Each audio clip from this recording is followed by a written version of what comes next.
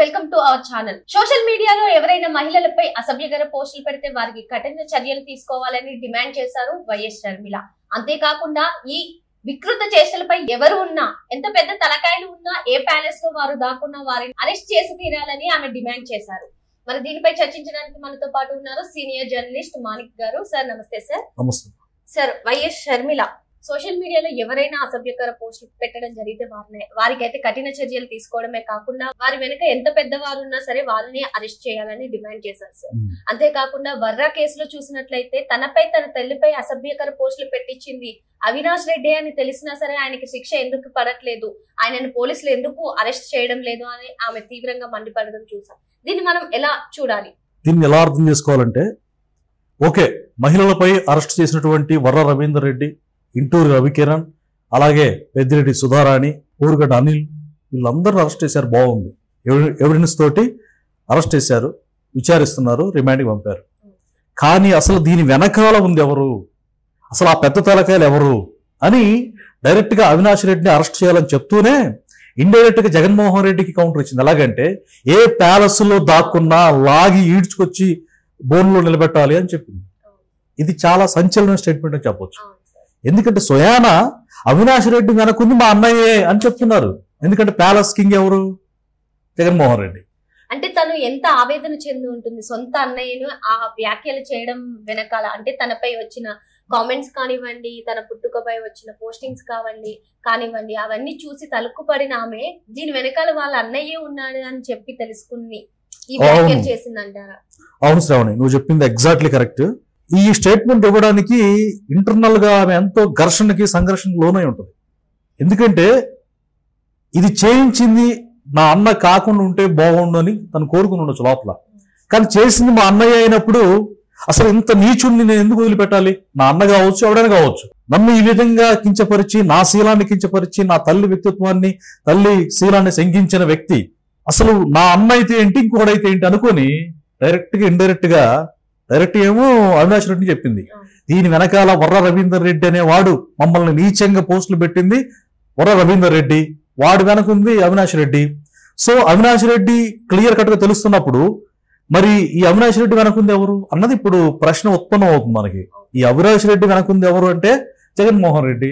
ఎలాగో అంటే నిండు అసెంబ్లీలో నా తమ్ముడు చాలా మంచివాడు ఏది ఆరోపణలు వచ్చినప్పుడు, వైఎస్ వివేకానంద రెడ్డి చనిపోయినప్పుడు అన్ని వేళ్ళు సిబిఐ కూడా ఈయనే చంపాడని చూపిస్తా ఉంటే, నా తమ్ముడు చంపలేదు అని ఆ తప్పును కవర్ చేసే విధంగా, అంటే ఇతనికి కూడా ఇన్వాల్వ్మెంట్ ఉంది కాబట్టి వాళ్ళ బాబాయ్ గారిని చంపిన విషయంలో, సరే బాబాయ్ని చంపిన దాంట్లో విషయంలో ఇన్వాల్వ్మెంట్ ఉంది, తర్వాత మా యొక్క వ్యక్తిత్వ హననాన్ని పాల్పడ్డ వ్యక్తి విషయంలో కూడా నా అన్నే ఆజ్ఞాపించాడు అన్నటువంటి ఆ వేదనకరమైనటువంటి నిజాన్ని జీర్ణించుకోలేక ఏ ప్యాలెస్ లో దాక్కున్నా, ఇప్పుడు ఆవిడ ఇండైరెక్ట్ చెప్పిందని మనం డైరెక్ట్ చెప్పుకోవాలంటే, ఏ ప్యాలెస్ లో, బెంగళూరు యలహంక ప్యాలెస్ లో దాక్కున్నా, హైదరాబాద్ లో దాక్కున్నా, తాడేపల్లిలో దాక్కున్నా మా అన్నయ్య జగన్మోహన్ రెడ్డి అని అతన్ని లాక్కొచ్చి బోన్లు నిలబెట్టి శిక్షించాలని కూటమి ప్రభుత్వాన్ని డిమాండ్ చేసింది, సవాల్ చేసింది. కూటమి ప్రభుత్వం కూడా ఆలోచించాలి. నిజంగా పెద్ద తలకాయ అంత దారుణం చేస్తుంటే అతను ఎందుకు విస్మరించాలి? అంటే కూటమి ప్రభుత్వం ఏంటంటే చట్ట ప్రకారం లీగాలిటీగా అన్ని క్రమేపీ తీసుకొస్తుంది. ఈవిడ ఆవేదనతో స్టేట్మెంట్ ఇచ్చింది.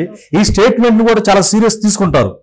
రీసెంట్ గా డిప్యూటీ సీఎం పవన్ కళ్యాణ్ గారికి కూడా సునీత రెడ్డి గారు మొరపెట్టుకున్నారు. సార్ మాకు న్యాయం చేయండి, మా నాన్నగారి విషయంలో ఇలా జరిగింది, నా మీద అసభ్యకరమైన పోస్టులు పెట్టారు అని అంటే, డిప్యూటీ సీఎం గారు నీ మీదే కదమ్మా నా కుటుంబ సభ్యుల మీద కూడా పెట్టారు అన్నట్టుగా ఆయన రిప్లై ఇచ్చి ఖచ్చితంగా న్యాయం చేస్తాం, పక్షపాతానికి తావులేదని చెప్పేసి డిప్యూటీ సీఎం పవన్ కళ్యాణ్ గారు కూడా ఆమెకి హామీ ఇచ్చినట్టుగా మన సమాచారం.